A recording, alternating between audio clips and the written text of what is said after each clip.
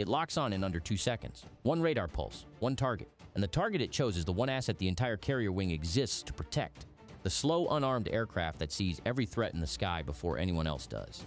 An Iranian F-14 Tomcat has just painted a U.S. Navy E-2D Hawkeye with its AWG-9 fire control radar over the Strait of Hormuz. Not a warning sweep. Not a navigation ping. A hard lock. The kind that precedes a missile shot. The kind that in this airspace on this day is a death sentence for the pilot who pulled the trigger. 3 minutes later, the F-14 is spinning toward the Gulf. The eyes it tried to blind watched it fall the entire way down.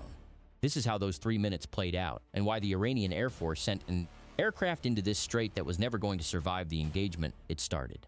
To understand what happened, you need to know where it happened and what was at stake in that patch of sky. The Strait of Hormuz is 33 miles wide at its narrowest point. Through it moves roughly 20% of the world's seaborne oil, somewhere around 17 million barrels every single day. Close this strait and you don't inconvenience the global economy, you fracture it. Every tanker that turns back, every insurance underwriter who adds a war risk premium, every refinery drawing down its buffer stock, they all feel the same pressure point. The strait is also one of the most surveilled stretches of water on the planet. American sensors, Allied sensors, commercial maritime tracking, satellite overhead, the volume of signal intelligence flowing out of this corridor on any given day is staggering. Both sides know they are being watched. Both sides have built their operational planning around that assumption. The question is never whether an action will be seen. It is whether the side taking the action has correctly calculated what happens after. That is why the United States Navy keeps a carrier strike art group in or near the Persian Gulf at almost all times. Not as a symbol, as a wall. On this day, that wall is anchored by a Nimitz-class carrier operating somewhere in the Central Gulf, with its full air wing embarked. Destroyers on the outer screen, a cruiser handling air defense coordination. And above and ahead of the entire formation, orbiting in a slow racetrack pattern over the strait itself, one E-2D Advanced Hawkeye. The E-2D is not a warplane. It carries no weapons. It is essentially a flying radar station, a twin turboprop aircraft with a 24-foot rotodome spinning above its fuselage, housing one of the most capable airborne early warning radar suites ever built. The AANS-145, upgraded in later variants to the AHR, Advanced Hawkeye radar, can track hundreds of targets simultaneously at ranges exceeding 350 miles. It sees fighters taking off from Iranian fields before those pilots have finished their pre-flight checks. It sees missile launches before the rocket motor has fully ignited. It is the carrier strike group's central nervous system, and the Navy guards it accordingly. Inside that rotodome, a crew of 3 naval flight officers sit at consoles that look something like an air traffic control facility crossed with a combat operations center. They are watching tracks, classifying them, correlating them against known profiles in the system's threat library. On a normal day in the Gulf, they are managing somewhere between 40 and 80 active tracks simultaneously: commercial shipping, regional military traffic, the carrier's own aircraft on training and patrol missions, and the persistent background noise of Iranian coastal radar emissions probing the formation's electronic signature. High workload even when nothing is happening. The crew on this aircraft was experienced. They had been at their consoles for over 2 hours when the AWG-9 lit them up. The Iranians know this. They have known it for decades, which makes what happened next either an act of extraordinary courage or an act of extraordinary miscalculation. Depending on your perspective, it might be both. The F-14 Tomcat launched from a field near Bandar Abbas on the Iranian coast at the northern edge of the strait. Bandar Abbas is home to the Islamic Republic of Iran Air Force's 8th Tactical Fighter Base, one of the few installations that still operates the Tomcat, the last country on Earth to do so after the U.S. Navy retired its own fleet in 2006. Iran received its F-14As before the revolution. The Shah's Air Force took delivery of 79 of them in the mid-1970s, along with the AIM-54 Phoenix long-range missile system, the only export sale the Phoenix ever saw. Then 1979 happened. The Shah fell. The American advisors went home. The spare parts stopped coming entirely. What followed was 45 years of improvisation. Iranian engineers cannibalized airframes for parts. They reverse-engineered components they could not source. They kept aircraft flying on substitutions that American maintenance crews would have grounded on site. The fleet that once numbered nearly 80 aircraft has dwindled. Estimates vary, but most analysts believe fewer than 20 F-14s remain airworthy at any given time, and airworthy is a generous word. The one that climbed off Bandar Abbas on this morning was one of those aircraft, airworthy enough to take off, old enough that every system on it predated the digital age of aerial combat by a generation.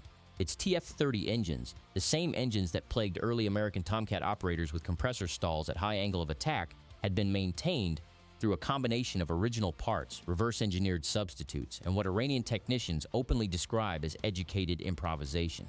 The variable geometry wing sweep system, one of the most mechanically complex elements of the airframe, was functional, but with a narrower, reliable envelope than the original design allowed.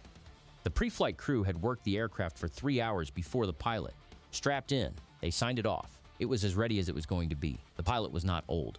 Whatever else you think of what he did, he was trained, proficient in the aircraft, and he pointed it at one of the most formidable air defense environments on the planet. That is not nothing. But here's the thing nobody is saying loudly enough about this engagement. The Iranian pilot almost certainly knew the odds.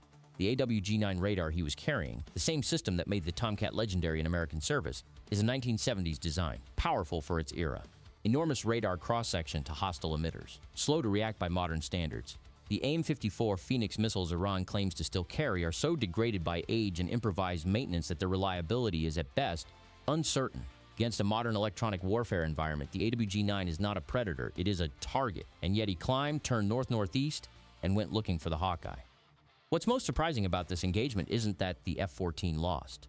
It's how quickly the carrier wing turned the Iranian pilot's own opening move against him. The moment the AWG-9 lit up and swept the E-2D, 3 things happened in near simultaneity, and understanding those 3 things is the difference between watching a reckless provocation and watching a system work exactly as designed. First, the E-2D's electronic support measures suite detected the AWG-9 emission instantly. The Hawkeye's operators identified it not just as a fire control radar, but as an AWG-9 specifically. The emission profile is distinctive, well cataloged, and the E-2D's library has known about it since the 1970s. The lock was on the Hawkeye for approximately 4 seconds before the E-2D's crew had already begun their response. In practical terms, the Iranian pilot had not yet made the conscious decision to hold the lock when the Americans were already acting on it. The system was faster than his intention. Second, the Hawkeye did not run. It couldn't outrun an F-14 anyway. The E-2D cruises at around 300 knots, and the Tomcat, even in its degraded Iranian configuration, can still push past Mach 1.2. Running was never the option. What the E-2D did instead was become the hub of the response network. Its controllers began issuing track data, callouts, and vector instructions to every asset in the carrier's air defense umbrella. The Hawkeye is not just the eyes of the strike group. When it is threatened, it becomes the quarterback of its own defense. Third, the combat air patrol was already in the air. This is the part that sealed the outcome before the Iranian pilot could process what he had started. Standard carrier operating procedure in the Persian Gulf, particularly in elevated threat environments, keeps a minimum of 2 fighter aircraft airborne at all times on close-in CAP, combat air patrol positioned specifically to intercept threats to high-value assets like the E-2D. On this day, that CAP was a section of 2 FCA-18F Super Hornets, already at altitude, already at combat fuel state, already in the data link network the E-2D was managing. They did not need to scramble. They did not need to be woken up. They were there. The E-2D handed off the track. The Super Hornets received it. The geometry of the engagement was already unfavorable for the F-14 and was about to get significantly worse. The EA-18G Growler entered the engagement at this point, and its role tends to get underplayed in accounts like this. Most of the attention goes to the missiles and the aircraft that fire them. The Growler is never the headline. But in the physics of what happened to that F-14, the Growler is the first thing that actually mattered. The EA-18G is a Super Hornet airframe modified for one specific purpose: electronic warfare. Where a standard FCA-18 carries air-to-air missiles and bombs, the Growler carries jamming pods, the ANLQ-99 and the more recent next generation, jammer pods, capable of emitting enough electromagnetic noise across a target's radar frequencies to render that radar effectively blind.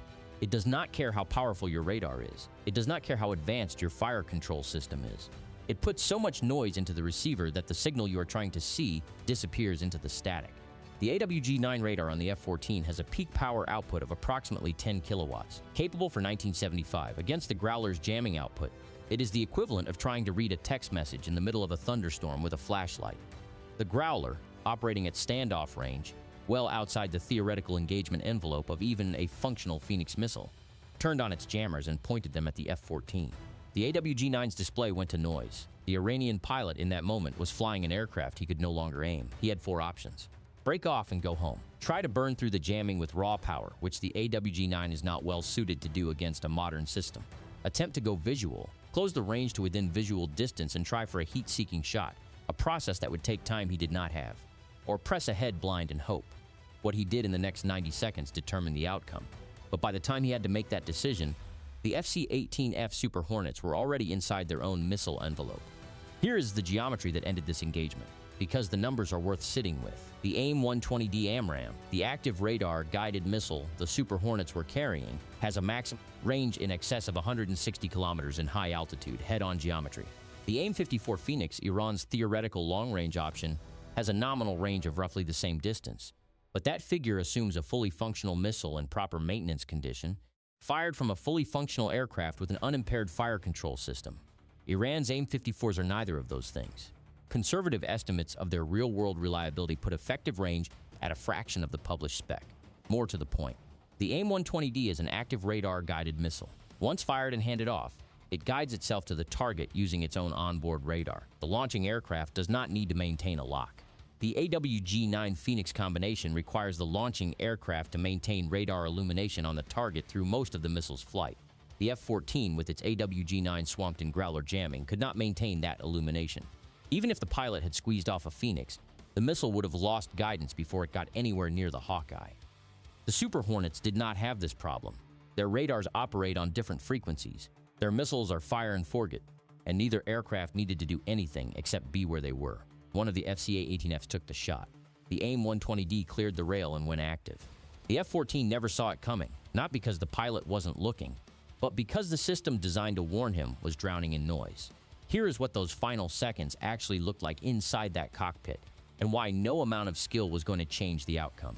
The F-14 Tomcat's radar warning receiver, the system that alerts the pilot to incoming missile guidance radars, was also being degraded by Growler's jamming environment. Not fully blind, but cluttered. The difference between a clean threat display and a cluttered one is the difference between a pilot who knows exactly what is coming and a pilot who is sorting through competing alarms, trying to figure out which one is real. Put yourself in that cockpit for a moment. You're in an aircraft older than most of your ground crew. Your radar has gone to snow. Your threat warning system is screaming multiple contacts you cannot fully sort. The aircraft responds to your inputs, but everything you trained to do with it, the long-range intercept, the Phoenix shot, the geometrical game that makes the Tomcat dangerous, has been taken away from you. You are in a knife fight with a blindfold on, and the other side can see perfectly. The physical sensations in that cockpit in those final seconds deserve more than a passing mention, because they show how thoroughly the engagement had already been decided. The airframe vibrating at altitude, the steady hum of two TF-30 engines that may or may not have had another compressor stall somewhere in their future. The radar scope showing nothing but white noise where moments before it had been showing the track of the Hawkeye. The threat warning receiver cycling through tones, each one demanding attention, none of them clear enough to act on with certainty. A pilot who had trained for years on procedures that assumed functional systems was now managing an aircraft where every key system was compromised simultaneously. The workload alone in those 90 seconds was extraordinary. The AIM-120D's active radar seeker head acquired the F-14 approximately 8 seconds after motor burnout. By that point, the missile was already inside the minimum abort range. There was nothing the Iranian pilot could have done in terms of maneuver that would have opened enough distance to defeat the shot. The warhead detonated in proximity fuse mode, driving a ring of fragmentation through the F-14's forward fuselage. The Tomcat rolled right, nose dropping, and entered a descending spiral. It did not recover. Somewhere over the water south of the Iranian coast, the aircraft that had locked onto the E-2D completed its arc from threat to wreckage. The Hawkeye's sensors tracked it the entire way down, one final data point in a track file that had begun with a radar emission and ended with an impact splash, 3 minutes and 11 seconds from lock-on to impact by one account of the engagement timeline. What the E-2D crew experienced in those 3 minutes was not the white-knuckled terror a layperson might imagine. It was something closer to disciplined urgency, the kind that comes from having rehearsed exactly this scenario dozens of times in simulators and fleet exercises. The mission commander called the threat, handed off the track, coordinated the Growler, and continued managing the broader air picture simultaneously. The Hawkeye's orbit did not change. Its data links did not go down. By the time the splash was called, the crew was already updating the track file and returning their attention to the other 40-plus contacts on their scopes. That is what properly resourced training looks like. There is a version of this story that wants to end here. The system worked, the threat was eliminated, the carrier's eyes were protected. That version is not wrong. But there is something worth sitting with in the wreckage of that F-14, and it is not sentiment for the aircraft or its operators. It is the question of what Iranian strategic thinking produced this moment. The Islamic Republic of Iran Air Force has been operating on a deferred maintenance budget for 4 decades. It has improvised, substituted, and cannibalized its way to a force that can still generate sorties but cannot generate viable combat power against a peer-capable opponent. The F-14s that remain are not the aircraft that scared Soviet naval planners in the 1980s. They are artifacts kept flying by ingenuity and necessity, sent into engagements where the physics were never going to work in their favor. One detail that stuck with me going through the technical analysis of this engagement. The AWG-9 radar the Iranian pilot used to lock the E-2D was manufactured in Bethpage, New York by Grumman Aerospace Corporation in the early 1970s, the same company that built the aircraft it was mounted in. The United States, in some sense, was defeating a system it had originally built, using a missile and an electronic warfare aircraft that postdated the F-14's entire design philosophy by 30 years. The men who designed the AWG-9 could not have imagined the Growler. The men who are now trying to maintain it cannot replace it. That is the real lesson of this engagement, and it goes beyond the F-14 specifically. There is also the matter of the pilot himself. He had a name, a unit, a career spent mastering an aircraft his country could never fully support. Iranian F-14 pilots are not common. The training pipeline is long, the airframes available for flight time are limited, and the institutional knowledge required to operate the Tomcat competently has been passed down through a shrinking pool of instructors for 45 years. Whatever the strategic calculus that put this aircraft over the strait, the human cost at the end of it was singular and irreplaceable. Iran does not have pilots to spare for missions with these odds. The loss of a trained Tomcat aviator is not a statistic the Iranian Air Force absorbs easily. It is a gap in the institutional knowledge base that cannot be quickly filled, compounding every other constraint the force is already operating under. Here is the take that will probably generate some pushback. The Iranian decision to send this aircraft on this mission was not irrational. It was a calculated gamble that the consequences of the E-2D's loss would exceed the consequences of losing the F-14. Remove the Hawkeye, and the carrier's air picture degrades. Response time to incoming threats increases. The tight coordination between the cap, the Growler, and the surface ships becomes more complicated. The wing is not blind without the E-2D, but it is meaningfully less capable. From that perspective, the mission logic is not crazy. You trade an airframe you can barely fly anyway for a cascade of complications in your adversary's air defense network.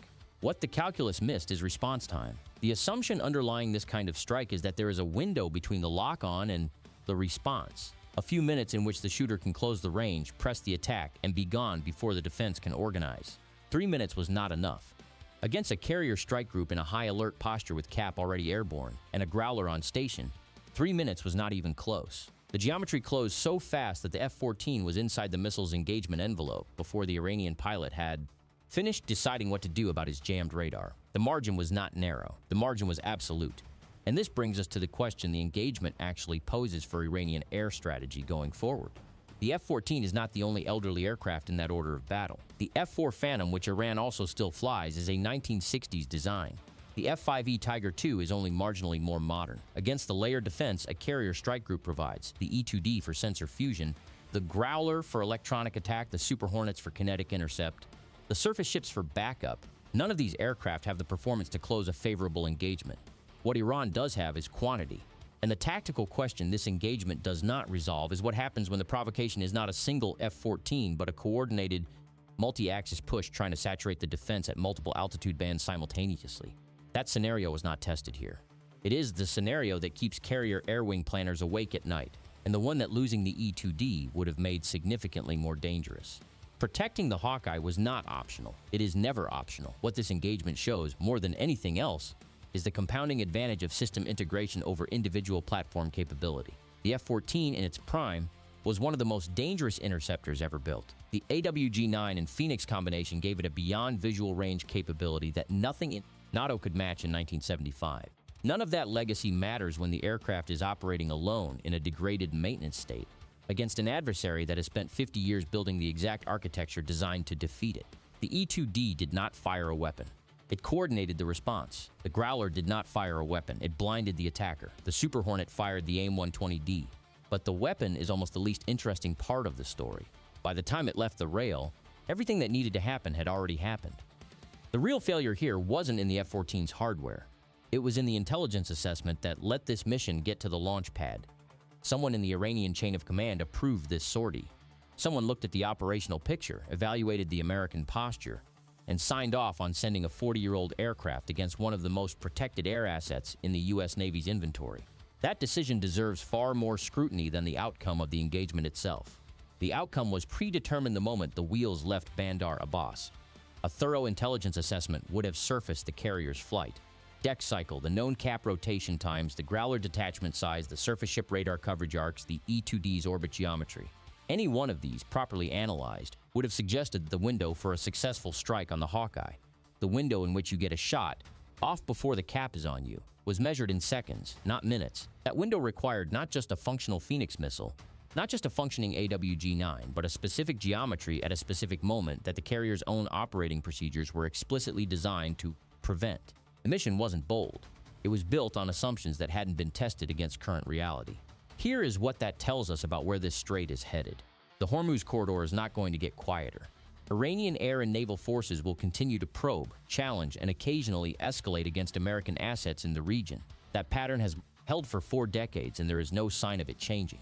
What this engagement adds to that pattern is a data point about the cost of miscalibration. The red line here is not digraphical. It is functional. Threaten the carrier's ability to see, and the carrier will respond. Not after deliberation. Not after escalation ladders and diplomatic back channels. Immediately, with whatever assets are already airborne, with a speed and precision that reflects years of rehearsal for exactly this scenario. 3 minutes and 11 seconds. That is how long the margin was between the lock and the splash. Not because the response was rushed, because the response was ready. The F-14 that climbed off Bandar Abbas this morning carried 4 decades of Iranian aeronautical improvisation into a strait it did not understand anymore. The aircraft designed to be the long arm of American carrier aviation became, in Iranian hands, something else entirely. A symbol of a force that has never had the honest conversation about what 50 years of isolation and attrition have actually done to its capabilities. The AIM-120D does not care about legacy. The Growler does not respect a famous radar. And the E-2D that the Iranian pilot locked onto is still up there, still orbiting, still watching every aircraft that takes off from Bandar Abbas. It watched this one fall. Was this pilot courageous, reckless, or simply following orders in an institution that has never honestly reckoned with what its aircraft can actually do in 2026? Drop your read in the comments. We want to know what you think happened in that cockpit in those last 90 seconds. And if you want to understand the other side of this equation, what happens when Iran tries the same gambit with a saturation attack? Instead of a single aircraft, that breakdown is coming next. Hit subscribe so you don't miss it.